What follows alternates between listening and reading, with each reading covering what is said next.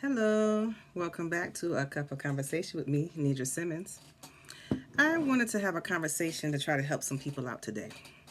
I want to talk to the individuals that had to go through a transformation.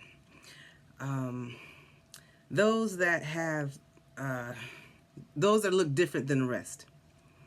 I can remember a time where I moved into this new town and I was not at my best. I was at a point in my life where things were hard. I had to transition from what I was used to something that I wasn't used to. And I didn't have the means and the funds to decorate myself the way that I would have preferred to. So I had to, well, I didn't have to, but I did. I cut all my hair off and I just went around with a low cut.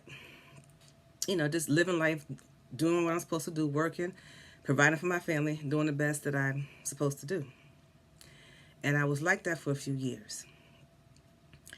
And, you can tell when people talk about you or say something about you or pss, pss, pss, look at her, all that different type of conversations like that. And I've heard all of it. I felt all of it. But I had to, grow tough skin because I'm not here to please them. I was here to provide for my family that God blessed me with, you know. Um, so I just lived life, every day, did what I was supposed to do, and come home. It was to the point to where I took on many jobs. I was doing 3 jobs at one time, going to school full time. I was doing a lot of work and trying to make sure that me and my family wouldn't live on the streets. But the point of all of this is to just talk to the individuals that had to go through a transformation, had to go through a change in their appearance because they're not superficial. They're not concerned about the outer, as long as they're able to get up every morning to work and provide for their family. These are the individuals I'm talking to. But I'm saying all this because I have a point to prove.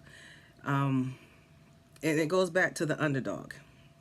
And I've been living like this all my life. It hasn't just started with this transition. I shared some information with you guys about my past 5 years. That was just the past 5 years. If I was to tell you about the rest of the years that I've lived, it's rough. But I'm good. I thank God for His glory and new mercies that He gives us every day because it's needed. New grace and new mercies is needed every day. So I give God the glory for that. But back to that individual that looks one way and nobody wants to have a conversation with that person. I mean, it's crazy. We are human individuals that go through things, and we're people. No matter how we look on the outside, you still should treat each other with respect. And don't separate yourself because somebody doesn't look like you. See, God put people in your life for a reason, time, and season.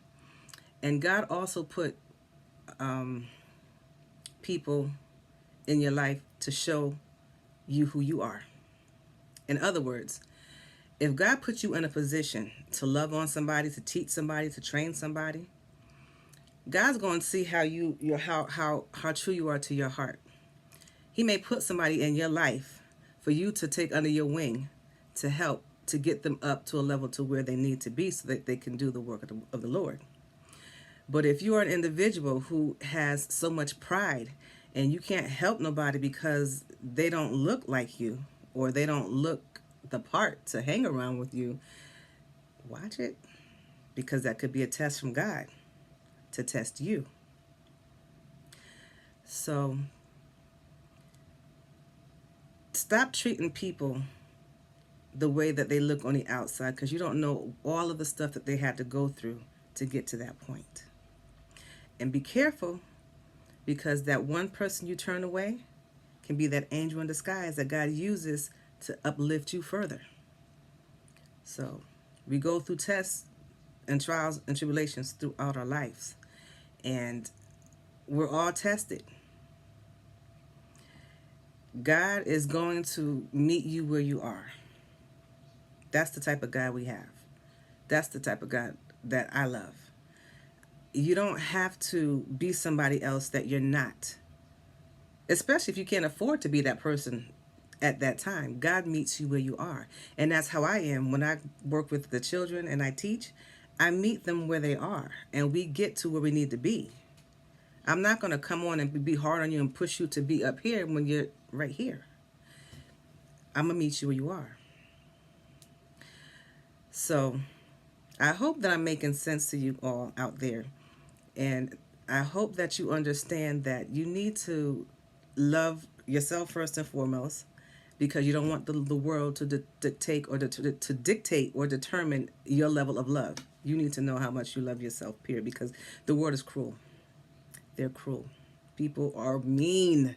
I don't understand why they're so mean, but people can be so mean. I understand that, you get mad, you have bad days and everything like that, but suck it up and get over it. Give God the glory. Say, God, take this anger away from me, please, and move forward. Don't keep it, and don't keep attacking other people because you're not happy. Hurting folks hurt others.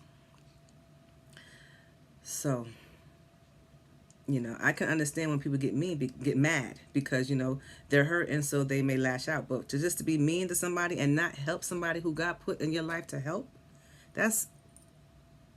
I can't get over. I can't get down with that.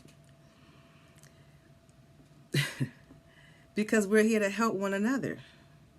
So please, if you have somebody if you're in a position to where you can help somebody, and I've talked about these in other posts before, but I'm just gonna keep talking about it until I guess it clicks with some people. But you need to stop being mean to people. And to those individuals in relationships that like to take advantage of the other person, whether it be male or female, vice versa, whatever. Stop using people. If you have somebody who is helping you at the kindness of their heart, and they give you their last, they tell you it's their last, and they tell you their situation, and you still take.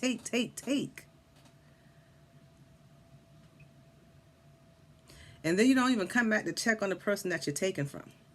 You just sit there and just keep taking. Please, everyone, show love, show respect, and try to help everybody, despite how they may look at you or if they don't fit your attire. Help, because you never know if you're being tested by God.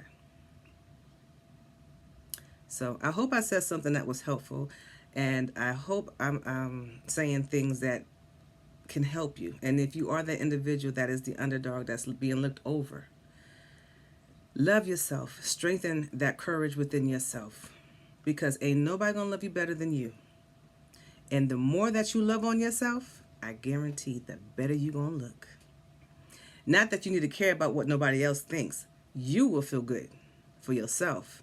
And that confidence and that radiance that you're going to have within yourself because you love on yourself is going to shine out. So love on yourself. Until next time, God bless.